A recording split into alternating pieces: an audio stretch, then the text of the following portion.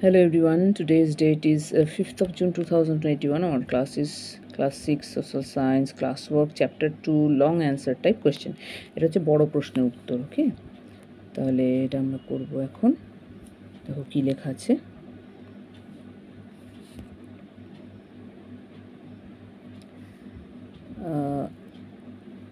Number 1 এ লেখা আছে কি,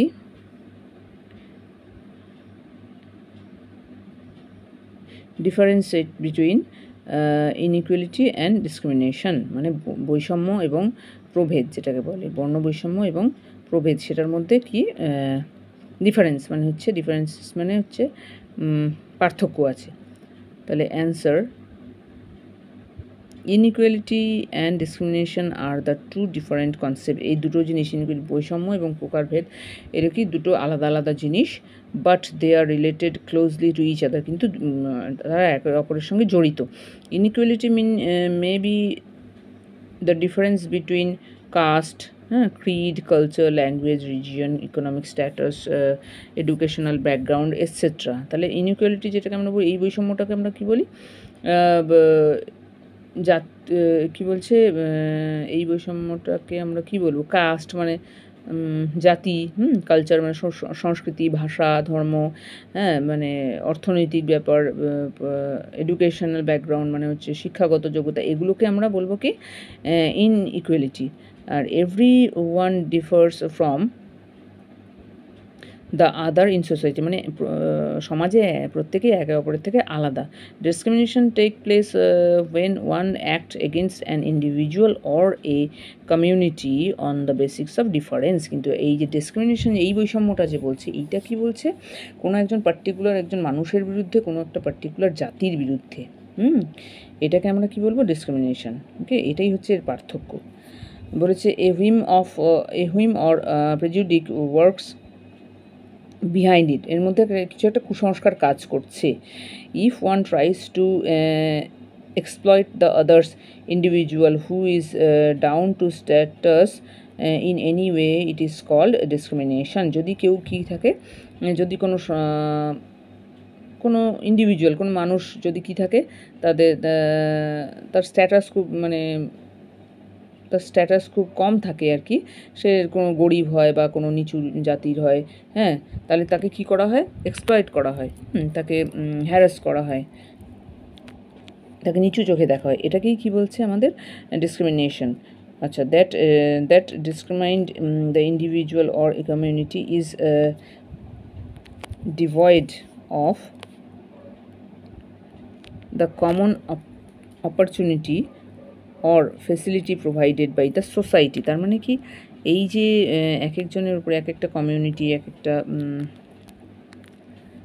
ধর্মীয় লোকের উপরে যে এই যে জিনিসটা দেওয়া হয়েছে, এটা সোসাইটি থেকেই দেওয়া হয়েছে, যে নিচু জাতি, অস্পৃশ্য, এদেরকে যেই আলাদা করে রাখা হয়েছে, এটা এই আমাদের সমাজ থেকেই এসেছে। It is not at all healthy for a good society. এটা সমাজের পক্ষে খুব একটা ভালো নয় যে আমরা তাদের অস্পৃশ্য, অচ্ছুত করে রেখেছি। ওকে, এটাই হচ্ছে পার্থক্য। এবার নাম্বার 2টা কি বলেছে, what are the constitutional provide. তো বলেছে যে what are the constitutional provisions for establishing equality in Indian society, do you think these are enough. তার মানে কি, আমাদের যেই ভারতে যে কি আছে,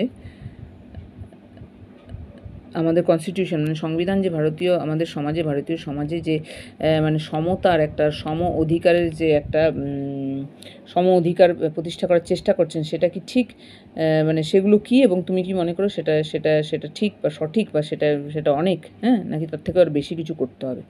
তাহলে অ্যান্সার হবে right from the beginning of the society set up, India has been a victim of inequality and discrimination. তার মানে কি, ভারত যখন প্রথম থেকেই ভারত কি ছিল, একটা ভিকটিম, অপরাধী হয়ে পড়েছিল কিসের ওপর, ইনইকুয়ালিটি মানে হচ্ছে বর্ণবৈষম্য এবং বৈষম্যর। ভারত একটা ভিকটিম হয়ে পড়েছিল।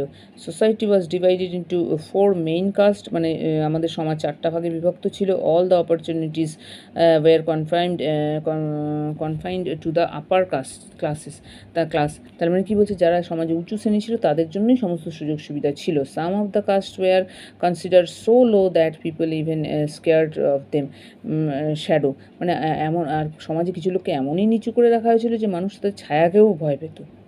ওকে, তাদের ছায়াকেও পড়াতে চাইতো না, মানে ছায়াও দেখতে চাইতো না।